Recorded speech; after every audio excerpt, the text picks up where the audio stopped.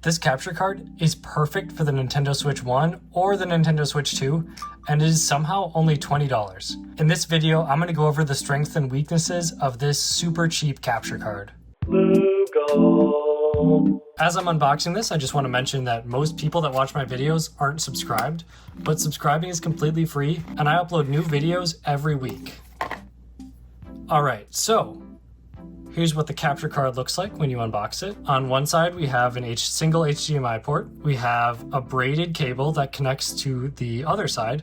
On the other side, we have a dual USB-A to USB-C port. So you can use either or, which is pretty sweet. And as a bonus, there's a USB-C port for pass-through power delivery up to 100 watts. So if you know what that means, that's pretty cool. If you don't know what that means, basically you can charge anything you want in addition. So if you have this plugged into your port, you can still use it to charge stuff. The only other thing you get in the box is the user manual, which we're gonna put to the side. So in order to get this working with our Switch, we're just gonna plug in the HDMI cable, just like this. And I'm gonna be using the USB-C port on my MacBook, but this also works on Windows. And I'm just gonna plug it in to the USB-C port over here.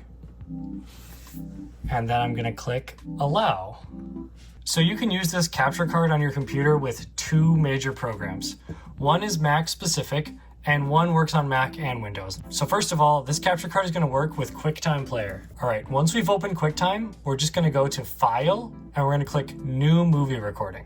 When QuickTime opens, it's gonna default to the webcam, and to switch it to the capture card like I've done here, you just click on this tiny little arrow next to the record button. And you can select USB 3.0 capture, that's the name of the card. And you're also gonna wanna select USB 3.0 capture as the audio device. Technically it's the microphone, so we're gonna click this as well. And now we're using the sound and video from the capture card. But my Switch is still turned off, so we're gonna go ahead and power it on at this point. You can hear it boot up, and there we go. Now I'll just bring my controller over here, press A, and just like that, we can start playing Mario Kart. Now we can just hit record, and we're recording our gameplay, and it's gonna use the audio from the game. You can also click this arrow and scroll all the way down and choose between high quality and maximum quality. High quality is gonna be 720p 60 FPS, and maximum quality is gonna be 1080p 30 FPS. But these rules are slightly different when we're using OBS.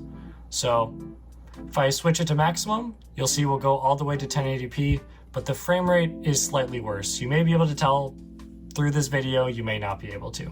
So that's how you use this capture card in preview. Next, we're gonna jump into OBS Studio to demonstrate how this capture card works there.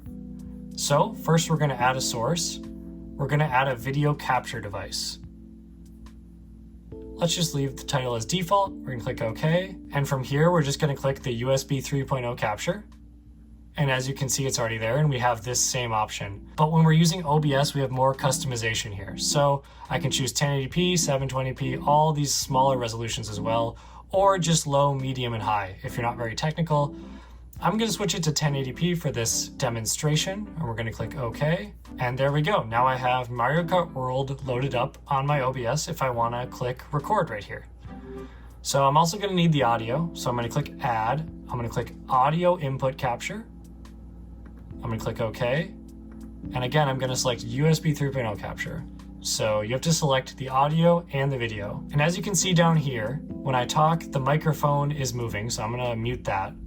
That's the microphone, I've turned it off now, but this audio input capture here is the music of Mario Kart World. So if I press the home button on my Switch, the music stops, just like that. And if I wanna play through my computer and still listen, I can click these three dots next to the audio input capture. I can click advanced audio properties, and I can turn on monitor. So monitor and output, and now I can hear the Mario Kart music. And if I want to play this like I'm playing on a TV, I can click with two fingers on my trackpad, and I can go to full screen projector, and I can click the built-in display. And now I can just play my Switch as if I'm playing on a TV, but I'm playing on my MacBook Pro, and the capture card was only $20. And again, this also works on Windows. So this is a really versatile piece of equipment, and I'll just do a little bit of a demonstration for you on free roam here. So this is the 1080p preset. So I will say, compared to other capture cards, I feel like there's a little bit of input delay, but honestly, it's completely usable. And for $20, you get a lot of the ability that you get with like a nicer Elgato capture card. Obviously, you can't record in 4K, which the Switch 2 can do 4K. The Switch 1 cannot. But for $20, I feel like this is kind of a steal.